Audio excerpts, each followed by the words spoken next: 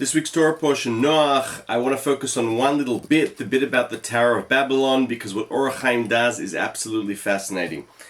So we begin with his interesting, the way he phrases the beginning. He says, look, this episode is something, that you really need to pay attention to the details, go out on a quest, and understand what's going on here, because he says it's not obvious at all.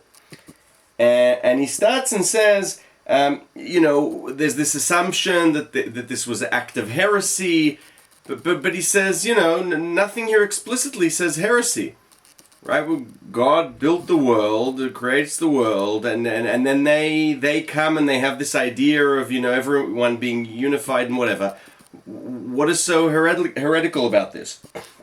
And then he says, rather, he says what he thinks is that when God created the world, He created it in such a way that you'd have a third water, a third desert or desolate, and a third inhabited with cities and villages and so on.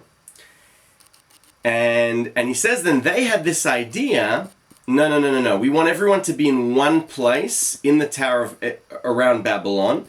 And the reason they built the tower is so that everyone would know.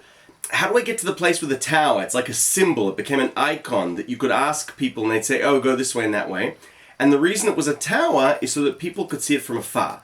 So their idea was that everyone would come and live in this one place. And he says, and this isn't a sin, but it's problematic because it goes against what God wanted. And here he says, proof that I'm right, or that, that Ha-hayyim is onto something, that it was meant to be a third, is that what does God do? He distributes them, right, disperses them across the world, implying that this is the thing. They didn't understand that humans are meant to be living all over the place and not only in one area.